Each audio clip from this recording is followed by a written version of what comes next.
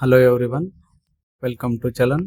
Today we are going to learn about consumer price index or cost of living index number in index number. In this video, we will learn meaning, methods, types and simple problem with solution.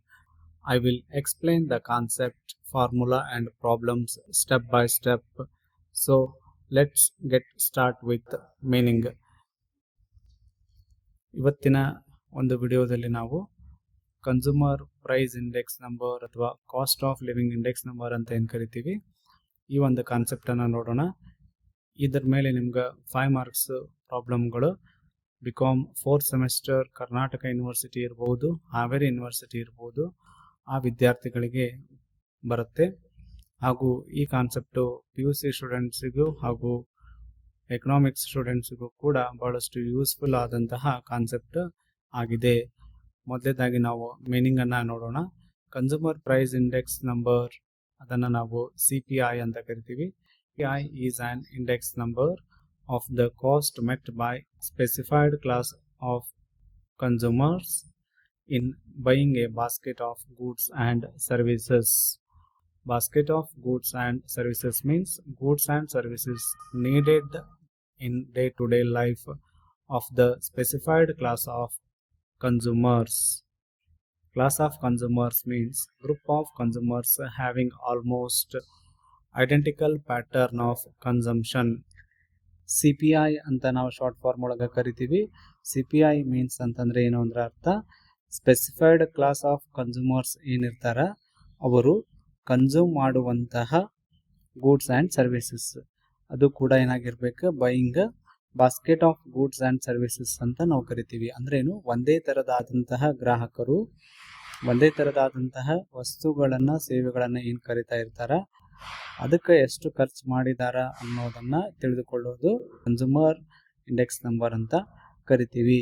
ಇಲ್ಲಿ basket of goods and services ಅಂದರೆ ಅರ್ಥ means goods and services needed in day to day life.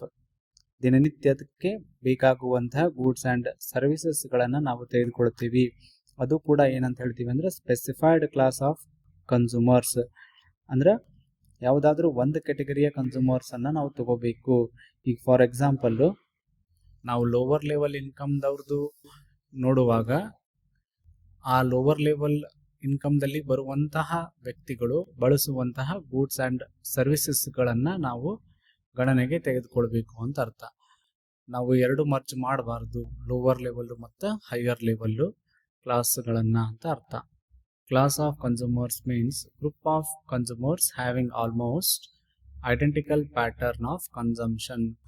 ಈಗ higher ಲೆವೆಲ್ದವರು ಖರೀದಿ ಮಾಡುವಂತಹ pattern, purchasing pattern ಬೇರೆ ಇರುತ್ತೆ, lower ಲೆವೆಲ್ದವ್ರದ್ದು ಬೇರೆ ಇರುತ್ತೆ.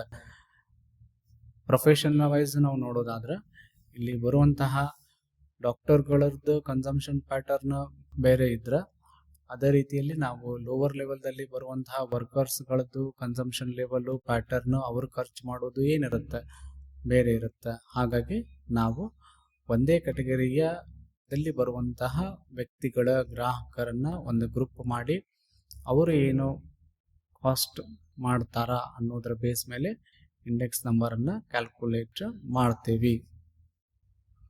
Methods of construction of consumer price index. First one aggregate expenditure method, ಅದನ್ನು ನಾವು ವೇಟೆಡ್ ಅಗ್ರಿಗೇಟ್ ಮೆಥಡ್ ಅಂತ ಕೂಡ ಕರಿತೀವಿ.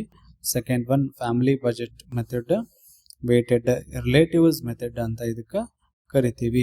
ಇದು ಎರಡರ ಮೇಲೂ ಕೂಡ ನಿಮ್ಗೆ ಪ್ರಾಬ್ಲಮ್ಗಳಿದಾವೆ. ಮುಂದಿನ ಪಾರ್ಟ್ 10 ವಿಡಿಯೋದಲ್ಲಿ ನಾವು ಈ ಎರಡು ಮೆಥಡ್ ಮೇಲೆ ಪ್ರಾಬ್ಲಮ್ಗಳನ್ನು ಸಾಲ್ವ್ ಮಾಡೋಣ. ಚಾನಲನ್ನು ಸಬ್ಸ್ಕ್ರೈಬ್ ಮಾಡಿ, ಲೈಕ್ ಮಾಡಿ ಮತ್ತು ಶೇರ್ ಮಾಡಿ. ನಿಮ್ದೇನಾದರೂ ಡೌಟ್ಸ್ ಇದ್ರೆ ಕಮೆಂಟ್ ಮಾಡಿ. Thank you.